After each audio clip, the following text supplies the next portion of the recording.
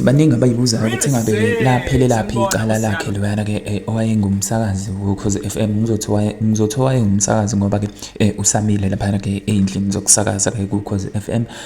Lana ke sikhuluma ngoSiyabonga Mhlongo. Kuthiwa-ke silidlulele ke kwesinye isigaba ke esandulela ke ukuqulwa kwalo ke icala elibhekene ke nomsakazi woKhozi FM njengoba ke sesimshilo oneminyaka ke engu-40 uSiyabonga wakwaMhlongo. Lokho ke kuhlala ke ngolosithathu evela ke lapha ke kafushane enkantolo yayimanje yaseThekwini. Lo msakazi ke ongaphandle ngesexwayiso ubhekene ke necala ke lokushaya ke alimazi kambi ke loyo ke ungumlisa ke oneminyaka u29 wayeyisinqanda matheke sakhe.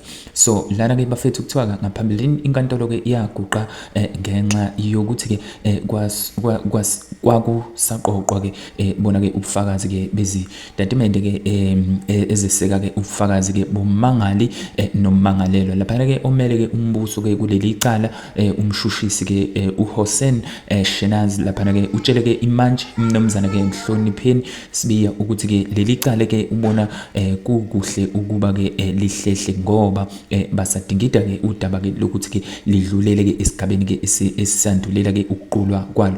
Icala ke libe selihlehliselwa ke umhla ka5 kuona ke uMarch.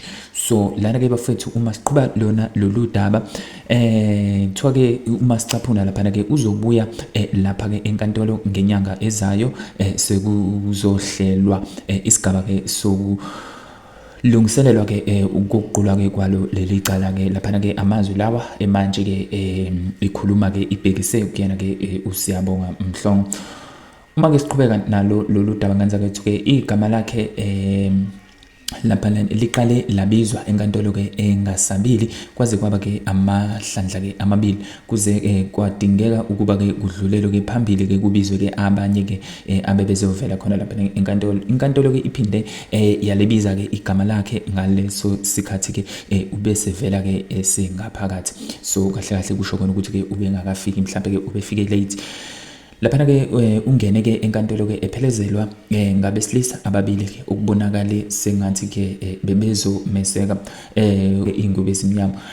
Eboxini ke ubedane ke ezilungisa ke efaka ihembe lapha ke eloke elungisa ke yena ke uSiyabonga kusho ukuthi ngamanye amazwi lokho kuveza ngokusobala ukuthi ke amatata lawo ubesaba noma ke ubetatazela nje ngaleso sikhathi ke ubese zikhumulile ke izibuko eziphethe ke ngaso isandla. Kuke kwavela ke izindaba ke noma ngizothi ke izindaba zokuthi lo msakazi ke uke wanikela ke emahhovisi akwa SABC ngenhloso ke yokucela ke ukubuyiselwa ke emoyeni, kodwa ke abaphathi bokhozi bashaye phansi ngonyawo bathi ke udaba lwakhe ke luyoze lumunyungu kahle uma sekuphele ke icala ke abhekene nalo. Usiya ke ume kahle kahle lapha kwa SABC lapha ke ohlelweni ke ubusuku obuhle olungena ke ngo8 njengoba ke siyakhumbula ukuthi phakathi ke nezinsuku ngaphambilini ke loyo okhulumela ke iSABC uMoni Siyabolela lapha ke waveza ukuthi ke uSiya uyena ke owazicelela ke ukuhoxa ke ekusakazeni ke luhlelo. Uhlelo lwakhe ke lapha ke seluphenduke ubhandelo mjelekwane njengoba ke lushayelwa ke abasakazi abahlukahlukene. Kusho ukuthi ke loyo ke nje usuke ezokwazi ke ukuthi ke angene ngaleso sikhathi uyena ke oya angene kulona ke uhlelo lwakhe uSiya Mhlongo. Lo msakazi ke ungoqala ukuba ke asakaze ke uKhozi neMetro FM kanye uqale ke ukuzakhela ke udumo ke esakaza ke kwiGagas FM eminyakeni ke eminingi eyedlule. Kuleli cala ke uSiya umelo ke ngusikhumbuzo Mathebula ngizosho njalo ophinde ke abe ngomunye ke wabafundisi lapha ke abaziwayo khona la kwaZulu Natal.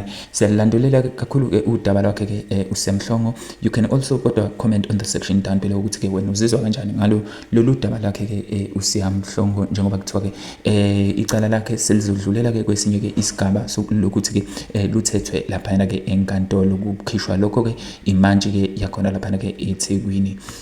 Ungakhohlwa ke ukulike le video uphinde ke futhi usubscribe kuyona le channel. Danko.